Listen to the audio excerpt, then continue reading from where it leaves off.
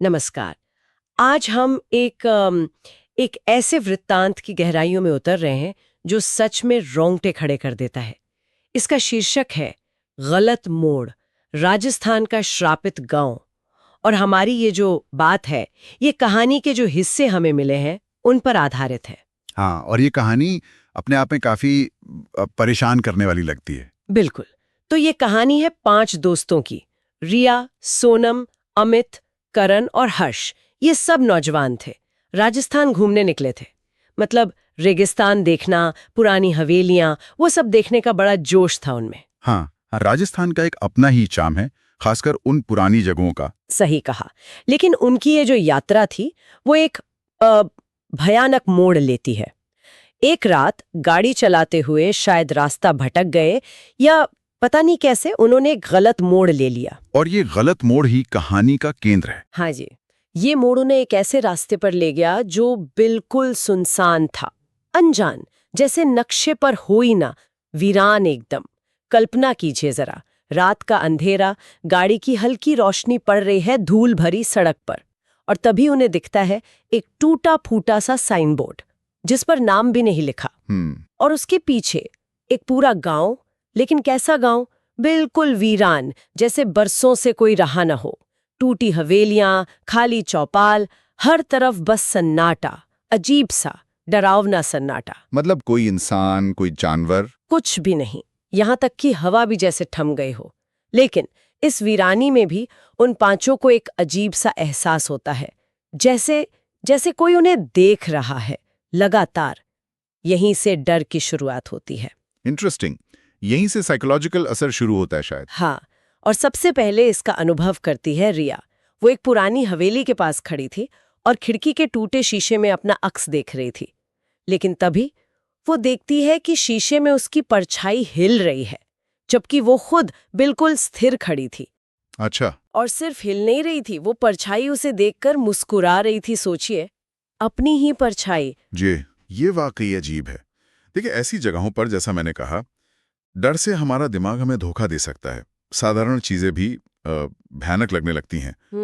तो हो सकता है ये परछाई का हिलना एक मनोवैज्ञानिक चीज हो, डर का प्रतिबिंब। लेकिन कहानी जिस तरफ इशारा करती है वो ये भी हो सकता है कि ये वाकई कोई कोई अलौकिक उपस्थिति थी, अपनी मौजूदगी जताने का पहला तरीका। मतलब ये सिर्फ वहम नहीं भी हो सकता। उफ, खैर, रिया के इस अनुभव के बाद तो जाहिर है सब घबरा गए। तभी सोनम को प्यास लगती है जोरों की। पास में ही उन्हें एक पुराना कुआं दिखता है, सूखा सा। कुआं? हाँ, ये अक्सर डरावनी कहानियों में आते हैं। हाँ, तो सोनम पानी की उम्मीद में कुएं में झांकती है, और उसे पानी नहीं दिखता, बल्कि कुएं के अंधेरे से दर्जनों हाथ, सूखे झुर्रियों वाले हाथ उसकी तरफ बढ़ते हैं, जैसे उसे नीचे खींचने के लिए। ओहो। वो चीखती है, बाकी दोस्त भाग कर आते हैं, बड़ी मुश्किल से उसे खींचते हैं, और तब वो देखते हैं कि सोनम की कलाई पर नीले निशान पड़ गए हैं। गहरे नीले निशान, जैसे किसी ने बहुत कस के पकड़ा हो। देखिए, ये घटना कहानी को एक कदम आगे ले जाती है। कुएं, जैसा मैंने कहा, लोक कथाओं में रहस्य और खतरे के प्रतीक तो हैं ही, लेकिन ये जो नीले निशान हैं, ये फिजिकल एविडेंस है। ये चीज को सिर्फ डर या भ्रम से निकालकर एक तरह की शारीरिक सच्चाई बना देते हैं। बिल्कुल, वो निशान बताते हैं कि कुछ तो हुआ था, ये सिर्फ दिमाग का खेल नहीं था। सही। ये इस बात का सबूत बन जाते हैं कि शायद वाकई किसी चीज ने उसे पकड़ा था। हाँ, अब तो डर और बढ़ गया। लेकिन अमित, जो शायद थोड़ा प्रैक्टिकल किस्म का था, वो कहता है ये सब वहम है, डर है, हमें यहाँ से निकलना चाहिए फौरन। वो जाता है गाड़ी स्टार्ट करने, ड्राइविंग सीट पर बैठता है, और जैसे ही वो चाबी घुमाकर साइड मिरर में देखता है तो उसके होश उड़ जाते हैं। मिरर में उसे अपना चेहरा नहीं, बल्कि एक जली हुई खोपड़ी दिखती है। काली पड़ चुकी खोपड़ी जिसकी खाली आंखें उसे ही घूर रही होती हैं। बाप रे। वो बुरी तरह डर जाता है, और फिर गाड़ी भी अजीब हरकतें करने लगती हैं। अपने आप स्टार्ट होती है, बंद हो जाती है, फिर स्टार्ट होती है, जैसे कोई उन्हें जाने नहीं देना चाहता। यहाँ एक पैटर्न देखिए। अब डर बहुत पर्सनल हो रहा है। हर दोस्त का सामना एक अलग, उसके अपने लिए बने डर से हो रहा है। हाँ बिल्कुल, जैसे रिया का डर परछाई से, सोनम का कुएं से, और अमित का सीधे मौत के प्रतीक से। वो भी एक साधारण सी चीज, कार के मिरर में। ऐसा लगता है कि वो जगह या वो शक्ति उनकी कमजोरियों को पहचान कर हमला कर रही है। बहुत व्यक्तिगत। सही कहा, जैसे डर को कस्टमाइज किया गया हो। अब बारी थी करण की। उसे ग्रुप में सबसे हिम्मत वाला माना जाता था। शायद उसे लगा कि कुछ करना पड़ेगा।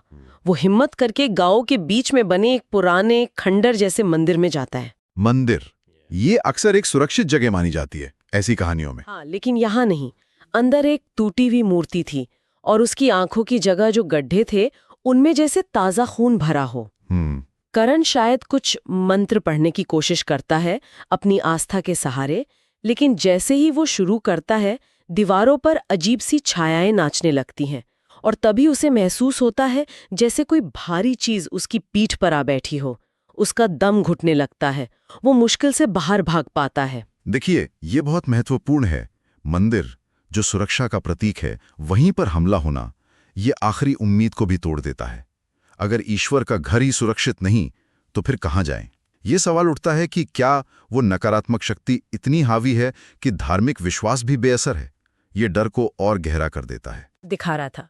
तभी उसे पीछे से आवाज आती है, एक जानी पहचानी आवाज, उसकी माँ की। उसका नाम पुकारे थी, हर्ष। माँ की आवाज? ये तो बहुत। हाँ, एक पलकों से शायद राहत मिली हो। वो पलटता है, लेकिन वहां माँ नहीं थी। एक औरत खड़ी थी, भयानक चेहरा, शायद जला हुआ या गला हुआ, आंखों की जगह सिर्फ काले गड्ढे। ओह गॉड। और वो औरत फुसफुसाती है, ऐसी आवाज में जो रूह कंपा दे, तुम जहां जाओगे मैं वहीं रहूंगी। ये सिर्फ डराना नहीं है, ये एक धमकी है, एक श्राप है, पीछा करने का वादा। और माँ की आवाज का इस्तेमाल, ये तो भावनात्मक रूप से तोड़ने की क्रूर कोशिश है। हाँ, मतलब अब ये डर सिर्फ उस गांव तक सीमित नहीं रहेगा। बिल्कुल, ये संकेत है कि खतरा अब उनके साथ चलेगा। ये पिछले अनुभवों से कहीं ज्यादा भयावह है। तुम जहां जाओगे मैं वहीं रहूंगी, ये लाइन ही। उफ। और कहानी सिर्फ रात के इन डरों की नहीं है, दिन में भी उन्हें चैन नहीं मिलता। सुबह होती है तो राजस्थान की जानलेवा गर्मी, सूरज जैसे आग बरसा रहा हो, रेत गरम धुआं सा उठता महसूस होता है, प्यास से गला सूख रहा है। हाँ, वो रेगिस्तानी गर्मी। और जैसे ही रात होती है तो हाड़ कंपा देने वाली ठंड। और इन सब के बीच, दिन हो या रात, वो परछाइयां, वो महसूस होने वाली नजरें, वो पीछा करती रहती हैं। ये दिखाता है कि ये सिर्फ अंधेरे का डर नहीं है, ये एक ऐसी जगह है जहां प्रकृति और वो अलौकिक शक्ति दोनों मिलकर उन्हें तोड़ रही हैं, 24 घंटे। एक तरह का टॉर्चर। हाँ बिल्कुल, शारीरिक और मानसिक दोनों तरह से। इस सब से गुजरने के बाद, पता नहीं कैसे, शायद कई घंटे या दिन बाद, उन्हें सड़क पर एक ट्रक आता दिखता है। थके हारे डरे हुए जैसे तैसे ट्रक को रुकवाते हैं। ड्राइवर मान जाता है उन्हें वहां से ले जाने के लिए।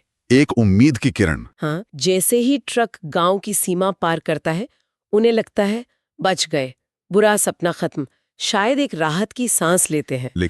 लेकिन ये राहत बस कुछ पलों की होती है। कहानी का अंत एक झटका देता है। ट्रक चल रहा है, वो गांव से दूर जा रहे हैं, तभी वो ट्रक के शीशे में देखते हैं पीछे। और क्या देखते हैं? वही परछाई, वो काली भयानक परछाई जो गांव में पीछा कर रही थी, अब ट्रक के पीछे लगी हुई है, उनके साथ आ रहे हैं। और हर्ष के कानों में हवा के साथ वही आवाज गूंजती है फिर से, तुम जहां जाओगे मैं वहीं रहूंगी। मतलब वो गांव से निकल गए पर गांव का साया या श्राप उनके साथ आ गया। हाँ, वो अनुभव अब उनका हिस्सा बन चुका है, शायद हमेशा के लिए। ये कहानी इस परेशान करने वाले विचार पर खत्म होती है कि कभी-कभी एक गलत मोड़ आपको एक ऐसे रास्ते पर ले जाता है जिससे वापसी नहीं होती। हाँ। वो अनुभव हमेशा साथ रहता है। तो इस कहानी से हम क्या सीखते हैं? यही कि एक छोटी सी गलती, एक गलत मोड़ कितने भयानक नतीजे ला सकता है। ये वीरान जगहों के डर और रहस्यों को दिखाती है, और ये भी कि डर कितना व्यक्तिगत हो सकता है। लेकिन सबसे डरावनी बात शायद यही है कि अंत अधूरा है, श्राप जारी है। हाँ, और ये हमें सोचने पर मजबूर करती है, क्या ये श्राप या साया वाकई कोई बाहरी शक्ति है, या ये उस भयानक अनुभव का गहरा मनोवैज्ञानिक निशान है? क्या वो परछाई जिसे वो शीशे में देखते हैं असल में उनकी अपनी दर्दनाक यादें हैं, एक ट्रॉमा है जिससे वो कभी उभर नहीं पाएंगे? क्या ज्यादा डरावना है, कोई भारी भूत या अपने ही मन का भूत? ये सवाल वाकई बहुत गहरा है, और इसी सवाल के साथ हम गलत मोड़ राजस्थान का शापित गांव पर आधारित इस चर्चा को यहीं रोकते हैं। उम्मीद है इसने आपको भी सोचने पर मजबूर किया होगा।